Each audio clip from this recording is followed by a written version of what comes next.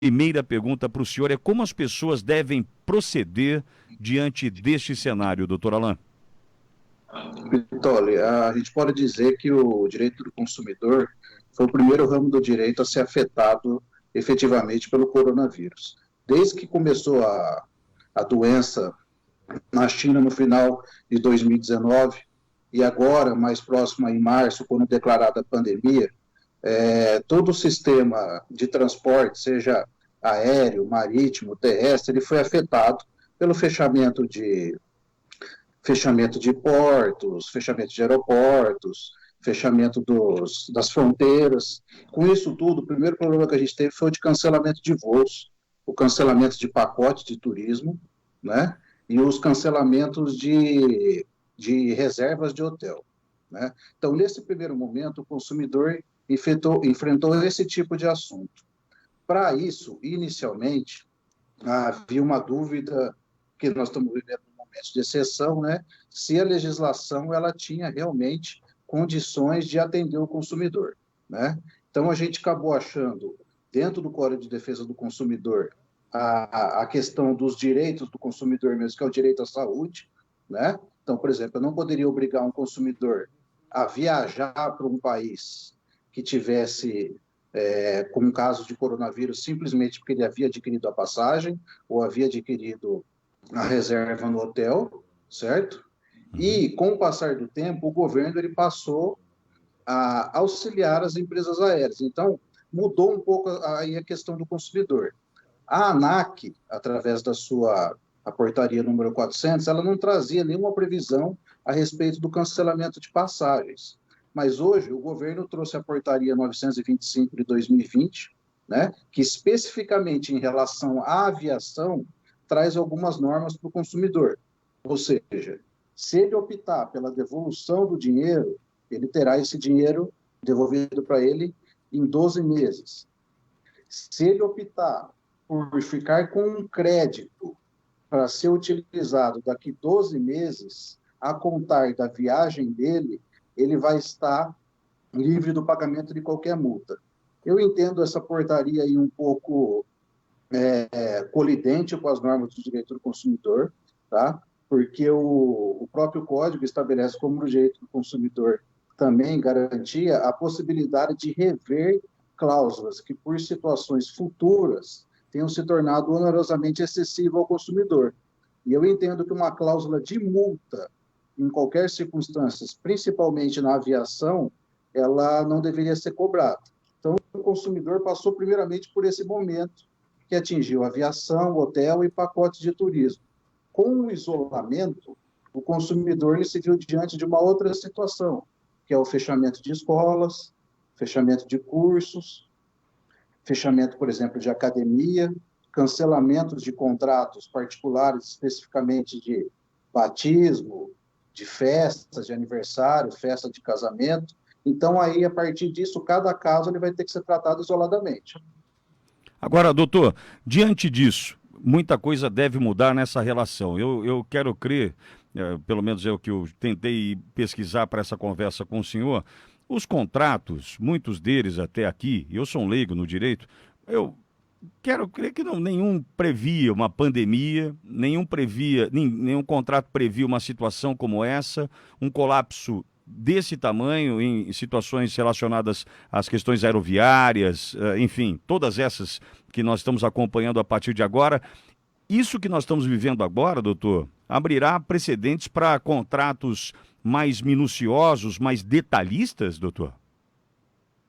É isso mesmo, Vitória. Eu costumo dizer que a gente está vivendo um momento de exceção, né, na vida da gente, seja por esse isolamento e principalmente no ramo do direito. A gente tem algumas previsões, algumas normas, por exemplo, no Código Civil, de ocorrência de caso fortuito, força maior, que são imprevistos, sejam da natureza ou de ordem humana, né, que ocasionem um problema ao cumprimento dos contratos. Só que nenhuma norma você vai achar especificamente que em casos de pandemia vai ser aplicado de tal forma, que em casos de doença, sim, nós vamos seguir o tal procedimento. É por isso que a gente vê o governo hoje editando tantas medidas provisórias para tantas áreas, Eu citei agora há pouco uma da aviação, nós temos as trabalhistas, né? O PROCON tem trabalhado muito para tentar resolver o problema do consumidor no que diz respeito a essas viagens, tudo isso, abuso de preço, mas com certeza nós vamos ter uma mudança no ramo, principalmente dos contratos, né? Que são os contratos particulares, os contratos internacionais, né? E tudo isso aí a gente vai ter um reflexo mais para frente, inclusive no judiciário. Por isso que eu entendo que o melhor caminho agora é a conversa, é o acordo, porque nenhuma das partes tem culpa por essa pandemia, né? Então a gente vai ter que resolver através de uma conversa e o de que for melhor para todas as partes. Cláudio Coffanin está conosco, doutor Alain, e deve ter uma pergunta para o senhor. Cláudio, doutor Alain está na escuta. É uma honra sempre encontrar e poder vê-lo, o grande profissional que se tornou, porque, afinal de contas, como Alexandre Pitoli, nós convivemos lá nos corredores do Prevê Objetivo. Mas, doutor, uma situação que preocupa o cidadão, o homem comum de todo dia. Nos casos das pessoas identificarem aumentos abusivos de preço, como é que está previsto lá no Código do Consumidor, 3910 e tal, como é que o cidadão deve tentar agir para, como sociedade, individualmente como sociedade, enfrentar eventuais empresários ou empresas que promovam aumento abusivo de preço? Como está ocorrendo, por exemplo, com essas máscaras e outras coisas? É verdade, Cláudio. Máscara, álcool gel, tudo isso sofreram um aumento absurdo de preço. Como você disse, o 3910 do Código de Defesa do Consumidor, ele traz essa previsão, o consumidor identificando que houve um aumento de preço que não tem uma justificativa, que é isso a ressalva que o Código de Defesa do Consumidor faz, né? Ele permite um aumento do preço desde que exista uma justificativa razoável para tanto. Foi o que a gente não viu no caso do álcool gel, da máscara e de outros produtos muito utilizados agora, principalmente na questão do isolamento. Ele deve denunciar isso aos órgãos de defesa do consumidor, especificamente o PROCON. O PROCON de São Paulo abriu um canal eletrônico, acho que a partir de 18 de março, se não me falha a memória, justamente para atender esses casos, tanto de aumento do abusivo de preço, como também do desaparecimento dos produtos. O PROCON vai, provavelmente, notificar essa empresa e ela vai estar sujeita a um tipo de punição, sejam elas administrativas, civis ou criminais. Doutor, agora com relação à orientação que o senhor traz, com relação aos acordos, né, ainda falando daquele nosso primeiro assunto e apoiado pelo que o Cláudio trouxe agora, os acordos devem nortear as relações a partir de agora. Mas mesmo na busca de um acordo, quando a parte mais frágil, eu entendo que passa a ser o consumidor, embora muitas empresas estarão arrasadas pós-coronavírus, mas a parte mais fraca ainda é o consumidor. Também procurar o PROCON? Tentei o acordo, tentei buscar o entendimento, mas eu estou me sentindo lesado. Também é esse o caminho, doutor? Com certeza, doutor. Eu venho mencionando essa questão do acordo porque a gente tem que manter a economia ativa. Sim. Né? Então, por exemplo, se eu frequento uma academia e essa academia está fechada por uma força de determinação do governo, eu tenho que entrar em contato com o dono da academia, provavelmente esses pacotes são anuais, e tentar com ele que eu faça as minhas aulas posteriormente. Então, por exemplo, se minhas aulas terminassem em dezembro e eu vou ficar o mês de abril inteiro sem ter aula, que se estenda até janeiro, certo? Se essa situação for negada pelo dono da academia, o consumidor ele deve sim procurar os seus direitos, inicialmente através do PROCON, né, que vai tentar fazer essa composição, né, entre o consumidor e o fornecedor de qualquer tipo de serviço, e se mesmo assim não se der por satisfeito, ele pode ingressar no judiciário também, aí pleiteando seus direitos de ordem moral ou material.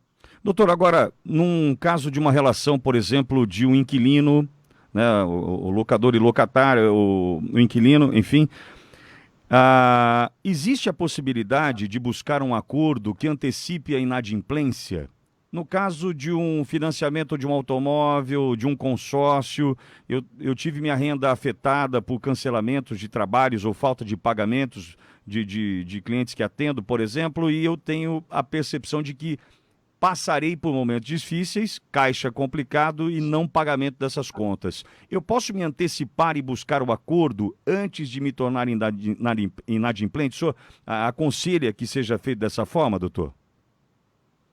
Sim, eu aconselho que se procure o locador, se procure os bancos e converse sobre o assunto. O que a gente tem visto, especificamente em relação a bancos, é que o governo tem destacado uma medida e a mídia também tem colocado medidas como, por exemplo, a prorrogação do pagamento de parcelas, isso, só que os bancos não têm demonstrado esse interesse.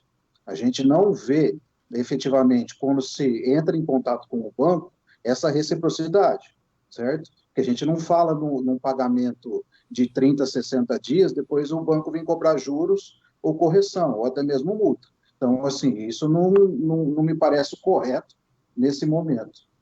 Né? A questão da locação, o governo, através do Senado Federal, ele até também tentou intervir, o senador Anastasia fez esse projeto de lei para isentar, pelo menos até durante um determinado período, do pagamento de aluguel. Só que ele mesmo já retirou esse projeto de lei, essa parte do projeto de lei, porque ele viu que não foi bem aceito. Então, eu acredito que aqueles que têm a sua alocação administrada por uma imobiliária devem já de imediato contatar essa imobiliária, esclarecer a situação e verificar a melhor forma de se proceder.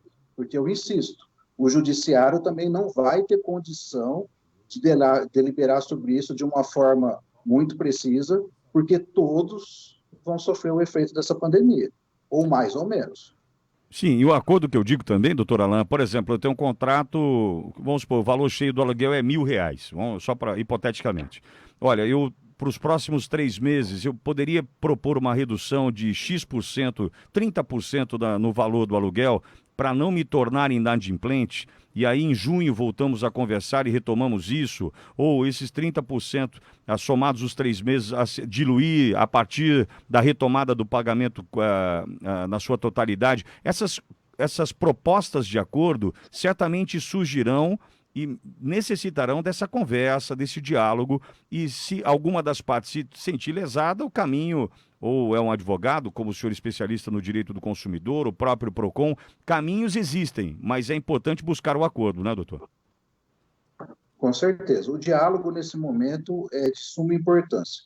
Em relação, voltando de novo, especificamente à locação, a gente tem que ter, como assim, ser razoável, vamos falar assim, né? Esse locador, ele não vai conseguir facilmente arrumar um outro locatário para o imóvel, certo? Nós estamos a passar por um momento de crise.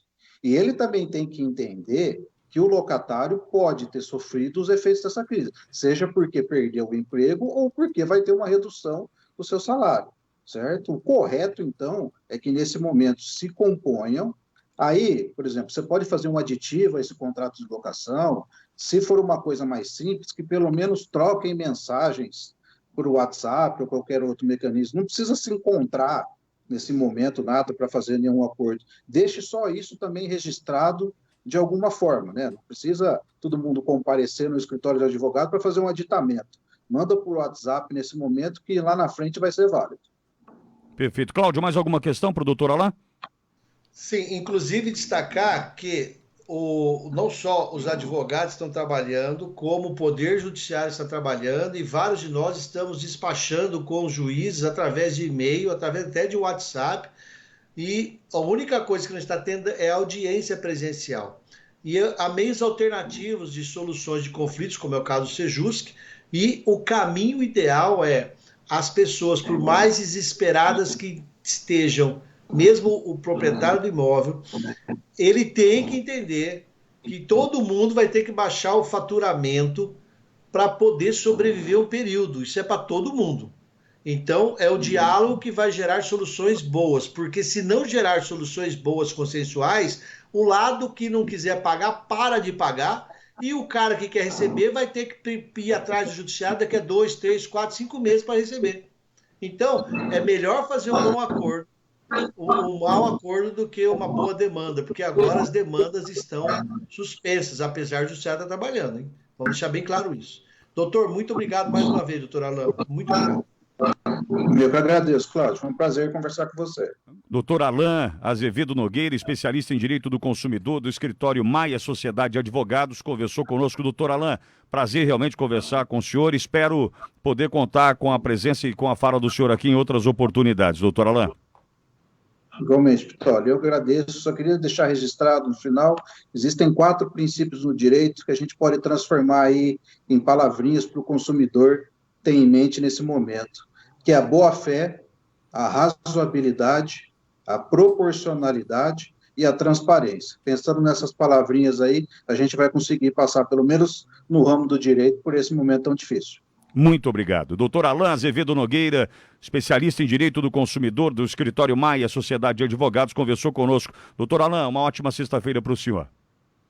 Para vocês também. Um abraço. Obrigado. Cláudio, vou me despedir de